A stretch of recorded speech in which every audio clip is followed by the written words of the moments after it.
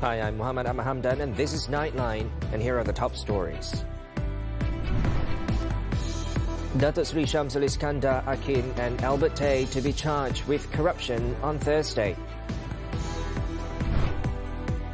And new search for missing MH370 plane to begin on December 30th in southern Indian Ocean.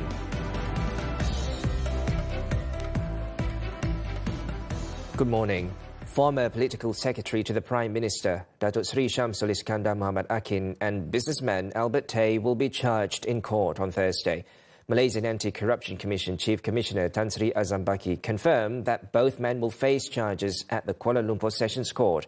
The two are also expected to be charged at the Shah Alam Sessions Court on Friday. Datuk Sri Shamsul Iskandar akan dituduh di bawah Seksyen 17 dalam kurungan Subsection A Akta Suruhanjaya Pencegahan Rasuah 2009 iaitu menerima suapan. Yang kedua, Mr. Albert Tay dituduh kerana memberi suapan di bawah Seksyen 17 Subsection B Akta Suruhanjaya Pencegahan Rasuah 2009. Azam added that a total of 32 individuals have been called to give their statements, including Sophia Rini Buyong, the woman featured in the viral video with Tay. Sophia Rini will be called as a prosecution witness. On November 29th, Shamsul Iskandar and Tay were placed under a 6-day remand order to assist in the investigation into the alleged corruption. Meanwhile, Sophia Rini, who was detained when she appeared at the MACC headquarters last Thursday, was remanded for 4 days before being released on Monday. Tay had earlier claimed to have given bribes to Shamsul Iskandar as an inducement to recover money allegedly paid to several Sabah state assemblymen. Shamsul Iskandar denied the allegation and lodged a police report against Tay. Meanwhile, Azam also denied allegations of officer misconduct during Tay's arrest on November 28th. He said the MACC had handed over all evidence from the arrest at Tay's house to the police, including video recordings from the body camera of the officer involved. Azam stressed that a police report had been lodged and the closed-circuit television CCTV footage from the residence had also been taken by the MACC and handed to the authorities. Saya serahkan pada pihak polis untuk menjalankan siasatan dan pihak kami terbuka dalam hal ini. Kita telah menyerahkan segala bukti-bukti rekaman dan sebagainya kepada pihak polis. He explained that in enforcing the law, the MACC had the authority to seize any evidence deemed necessary and appropriate to the investigation. Azam also denied allegations that the MACC had pointed a gun at Tay's head during the arrest and added that the officer involved had been called to assist in the probe. Additionally, he said claims that the MACC had violated Section 46 of the MACC Act by summoning Tay's lawyer Mahajov Singh for questioning are unfounded. An investigation has been opened against Mahajoth following his refusal to cooperate with the MACC. On Monday, Mahajoth received a notice directing him to appear at the MACC's headquarters. With 4 vacant federal cabinet posts, Datuk Sri Anwar Ibrahim has said that he will decide on a new ministerial lineup soon. The Prime Minister also said that he does not see the need for a wide-ranging reshuffle. In a statement by the Prime Minister's office on Wednesday, Anwar acknowledged that all empty portfolios must be filled. The Investment, Trade and Industry Ministry, the Economy Ministry, the Natural Resources and Environmental Sustainability Ministry, and the Entrepreneur and Cooperatives Development Ministry are currently without full-time ministers. The PMO said the reappointments were made to ensure policy continuity while the broader cabinet decisions await final consideration. The Prime Minister, it said, will decide on the list after prudent consideration based on the people's interests and national reforms. And to enable 3 ministers to continue serving in the cabinet, all 3 were sworn in for their second term as members of the Senate on Wednesday. The ceremony was held before Senate President Dato' Awang Beni Awang Ali Basa. Those reappointed are Home Minister Datuk Sri Saifuddin Nasution Ismail, Higher Education Minister Datuk Sri Zamri Abdul Kadir, and Minister in the Prime Minister's Department for Religious Affairs Datuk Muhammad Naim Mokhtar. Their reappointments take effect on Wednesday until December 2nd, 2028. The PMO also said that former Investment, Trade and Industry Minister Datuk Seri Tengku Zafrul Abdulaziz has been appointed as chairman of the Malaysian Investment Development Authority, or MIDA, effective Wednesday. Tengku Zafrul will serve in the post for 2 years. Besides leading MIDA, he will be given several additional responsibilities, which will be detailed and announced later by the Prime Minister. Tengku Zafrul's tenure as a cabinet minister ended on December 2nd, following the completion of his 6-year senatorship. He was first appointed as a senator in March 2020, when he became the finance minister in the previous federal administration.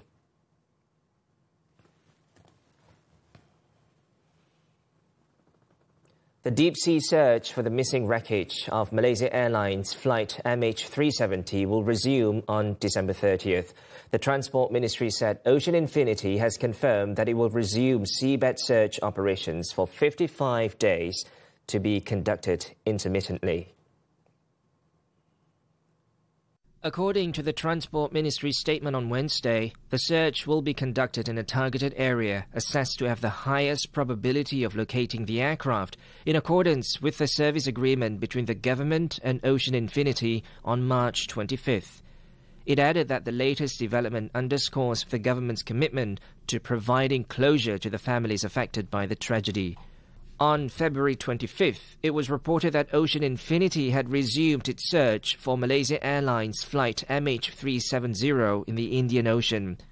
On April 3rd, Transport Minister Anthony Loke confirmed that Ocean Infinity's search had been suspended and would resume at the end of the year. Flight MH370 disappeared on March 8, 2014, with 238 people on board during a scheduled Kuala Lumpur-Beijing flight.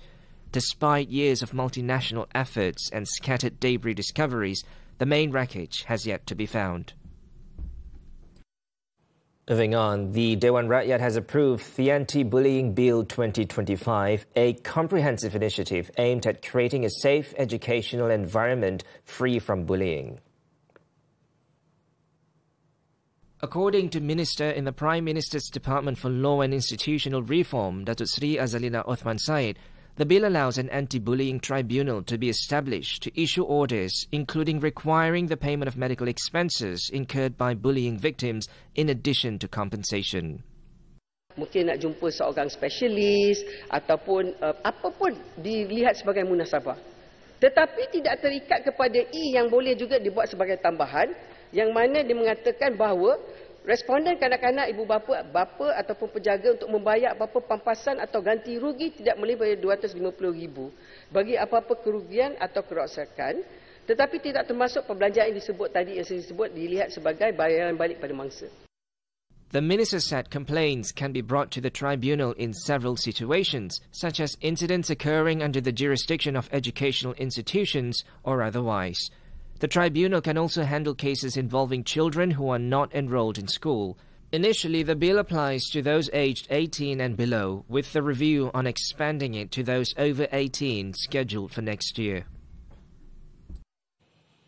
Welcoming the move, Child Rights Innovation and Betterment, or CRIB, said the anti-bullying bill marks real progress in ensuring children's safety. CRIB welcomes this bill.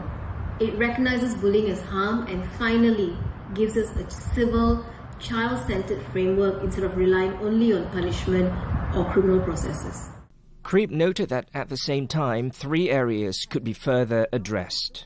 First, minimum safeguarding standards. Second, we must have safe and accessible reporting routes. Third, we need clear limits for the tribunal.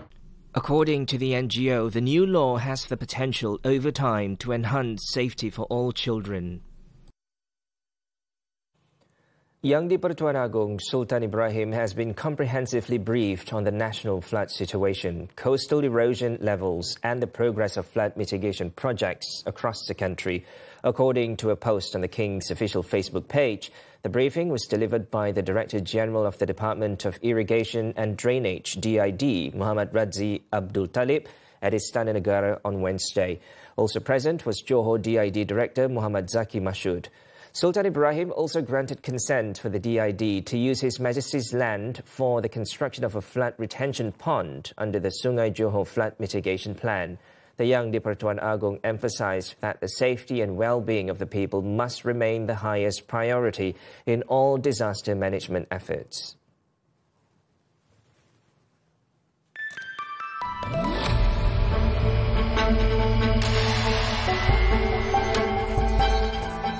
The ringgit jumped to a fresh 14-month high against the greenback on Wednesday, hitting 4.1200 at the close as the continued anticipation of an interest rate cut by the US Federal Reserve next week weighed on the dollar.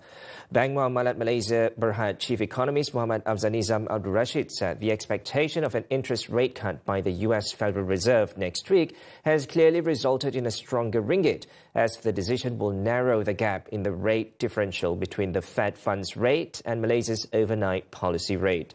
He said based on the interest rate futures contract, the probability of a US interest rate cut next week has gone up to more than 90% at the moment.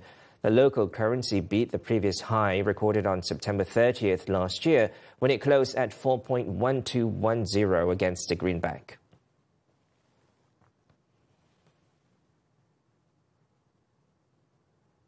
The government will ensure comprehensive and clear guidelines for foreign investors interested in Malaysia's rare earth resources before approving any exploration activity. Acting Natural Resources and Environmental Sustainability Minister Datuk Sri Johari Abdul Ghani said the move is crucial to safeguard the nation's mineral reserves. Johari, who is also the Plantation and Commodities Minister, said the market value of Malaysia's non-radioactive rare earth elements is estimated at 800 billion ringgit. So jadi kita dalam proses kita suruh NRES melihat benda ni supaya NRES boleh work dengan apa ni kita punya frame untuk melihat bagaimana kita boleh pastikan bahawa kalau ada investor yang nak datang sama ada daripada China, Europe or US or anywhere, we must be on top of advising them what is needed to be done before you can do the exploration.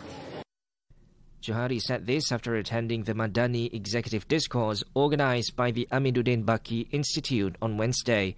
He added that 94% of Malaysia's rare earth resources are located within permanent forest reserves. As such, the government will ensure that all steps involving rare earth development are carried out prudently.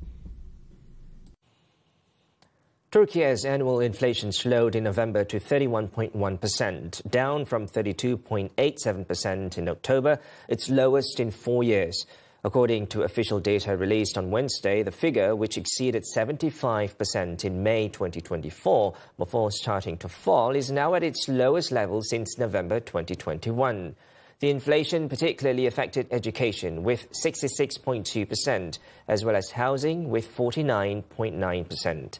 The central bank forecast that year-end inflation would be between 31 and 33%. Turkey has experienced double-digit inflation since 2019, making life increasingly more expensive for millions of people after President Recep Tayyip Erdogan ordered interest rate cuts in a bid to spur growth.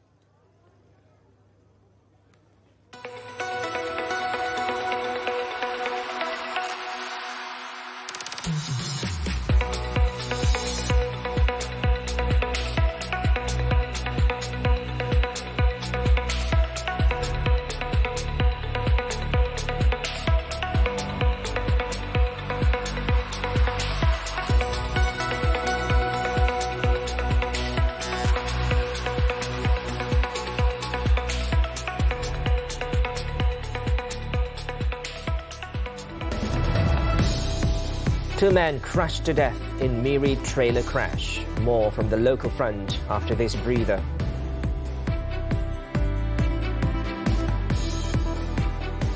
Fan nombor 1, itu memang kamu. Jangan tunggu. Vote laju-laju. Undi calon top 10, 37. Kita bagi kecoh. Nombor 1, bintang paling popular. You are the one. Kita tentukan. ABPBH 37. Satu keunggulan. Memang tiada lawan. Joe. Undi straight sampai 9 Disember. Scan the QR. Cepat undi-undi. Benda free. Tak payah banyak bunyi. Tak cukup. Kita ganda lagi.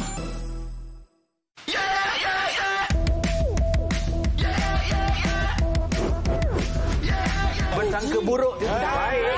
Kutuk-kutuk depan sini. Selalu kena kecam dengan netizen. Jangan main fitnah je netizen. Kalau berani buat lah. Gaduh. Tak, bukan. Saya pun nervous juga. Kita pun dah happy ending. Jangan lupa saksikan Melodi setiap hari Khamis pukul 9 malam di TV3. Dan stream juga kali tonton. Hujan berterusan, punca kawasan cenderung berisiko, hati-hati dan peka keadaan sekeliling. Benarkah lebih satu daripada 3 lelaki di Malaysia mengalami masalah kesihatan tenaga batin? Ketahui faktor dan rawatan. Generasi sandwich, apa tu? Generasi yang tersepit di tengah-tengah antara masalah kewangan, hubungan dan emosi. Akta larangan media sosial di bawah 16 tahun bakal dikuatkuasakan. Adakah mampu membendung gejala sosial remaja? Dan soal wang simpanan kecemasan buat isteri. Isnin hingga Jumaat jam 10 pagi. Hanya di TV3 dan ditonton.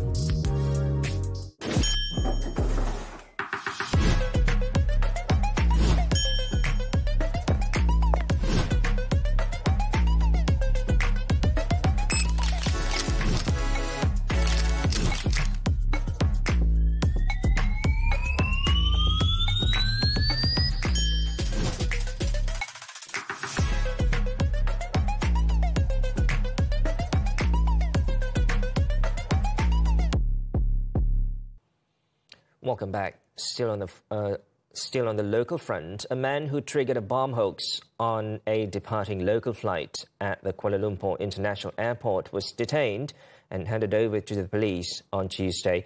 Malaysia Airports Holdings Berhad, or MH370, said the incident was reported at about 5:30 p.m. shortly before the flight's scheduled departure. It said the aviation security team activated response protocols, secured the area and coordinated with the relevant authorities. All passengers on the flight remained safe throughout the process. The flight later departed at 7:19 p.m.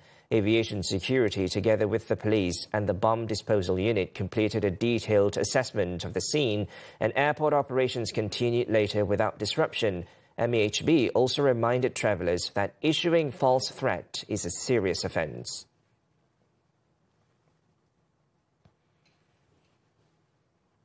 In Sarawak, 2 men were killed on Wednesday after heavy construction machinery being transported on a trailer gave way and crushed the vehicle at the Jalan Miri bypass in Miri. The Fire and Rescue Department said they were alerted to the incident at 4:20 p.m. and dispatched a team of 9 personnel.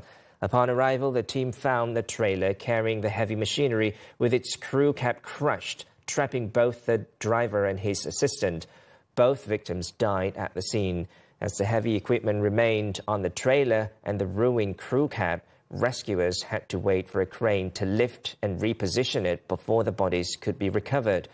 Police are investigating the cause of the accident.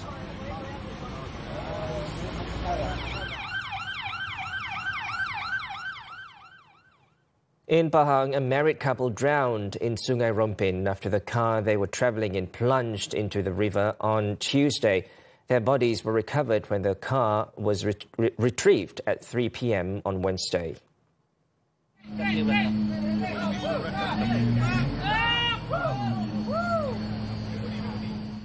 Rescuers located the vehicle at about 11 a.m. during a search and rescue operation. A check on the vehicle led to the discovery of the bodies of 40-year-old Muhammad Bidin and his 35-year-old wife Aisyah Shafi'i. The couple was said to be travelling to Kampung Sarang Tiong in Rompin when the accident occurred at 4 p.m. on Tuesday. Their bodies were taken to the Rompin hospital for post-mortem. The cause of the accident is still being investigated.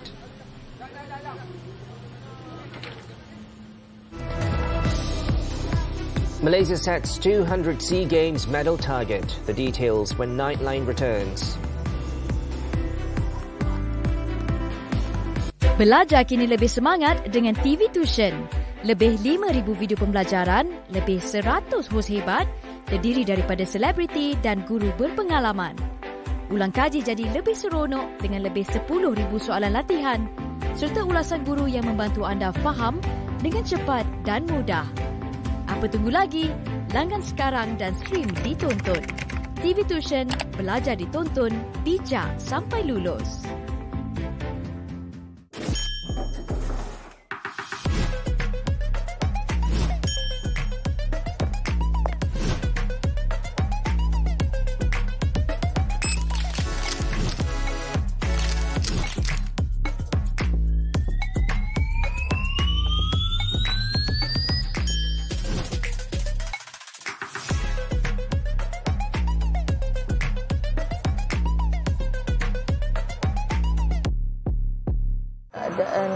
anak ketika kemalangan tu, kalau dengar pun memang tak sanggup lah. Kita memang dalam keadaan sedih sebab keadaan anak yang orang kata macam 50-50 lah. Dengan dia tumpah darah sebanyak 8 liter tu. Kesan daripada efek dia accident tu, dia jadi macam down sikit lah. Macam cakap dia tak boleh dah macam nak bersukan yang seperti biasa je. Sebelum ni main bola kan. Membawa kembali kenangan zaman-zaman dulu lah. Every scene tu sampai kepada generasi zaman sekarang lah. Cerita ni agak menarik untuk tontonan semua orang. Lirik-lirik lagu di dalam cerita ini cukup bermakna. Nanti suka dengar Alia. Sebab nampak sweet sangat dia. Scene yang buat I tak move on, I rasa scene diorang waktu main piano. Semua orang dalam panggung wayang menjerit. Saya bagi 10. 8? 9 per 10 lah. Onto the foreign front. Egypt on Wednesday denied that it is coordinating with Israel to reopen the Rafah crossing for Gazans in the coming days. Quoting an official source, Egypt's State Information Service said that if a crossing agreement is reached, it will allow both entry and exit from Gaza, in line with US President Donald Trump's plan. The denial came hours after the Israeli Defense Ministry body that oversees civil affairs in the Palestinian territories said authorities would reopen the Rafah border crossing to enable Gaza residents to exit to Egypt. The reopening of the Rafah crossing is included in Trump's peace plan and has been a long-standing demand of UN and humanitarian agencies.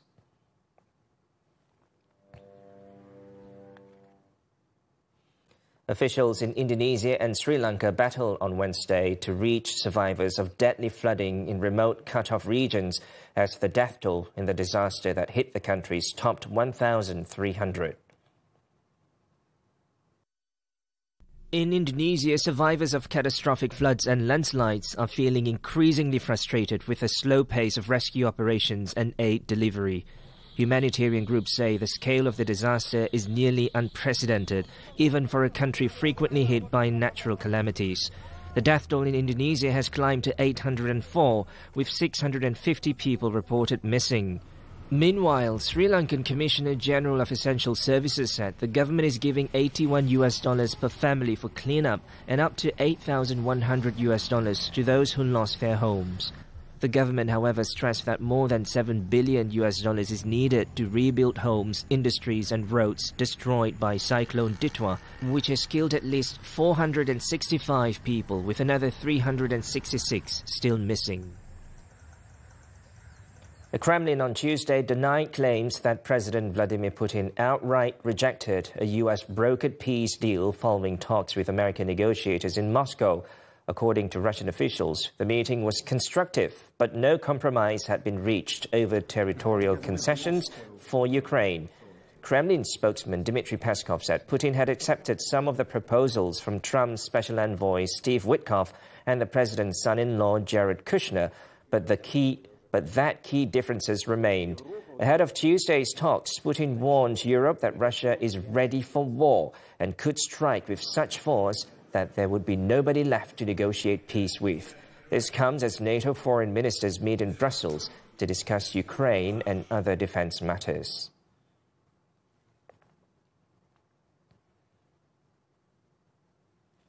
The Trump administration on Tuesday paused all immigration applications, including green card and U.S. citizenship processing, from immigrants from 19 non-European countries, citing national security and public safety concerns.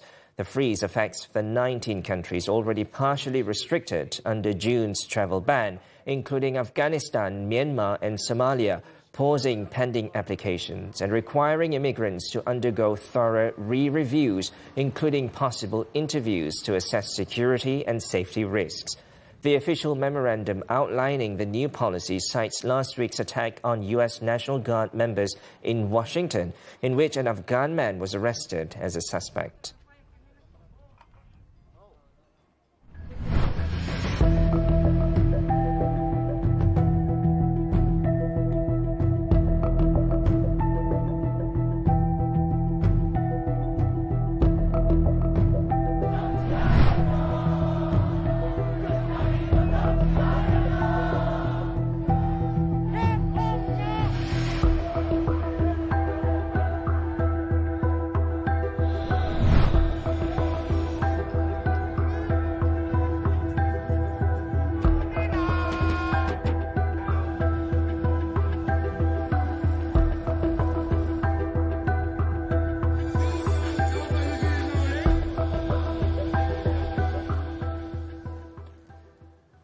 Selangor FC's winless run extended to 3 matches after they were held to a 1-1 draw by Philippines' dynamic Herb Cebu in their Group A match in Manila on Wednesday.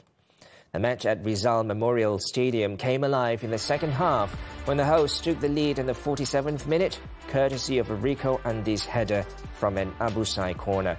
The Red Giants equalised 7 minutes later through William Lira, who finished from close range. Both sides continued to create chances, but neither could find a breakthrough, leaving the match tied at 1-1.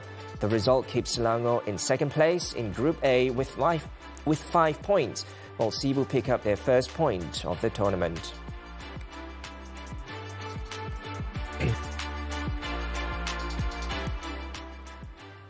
The national contingent has set a 200-medal target for the 2025 SEA Games in Thailand, scheduled from December 9th to 20th.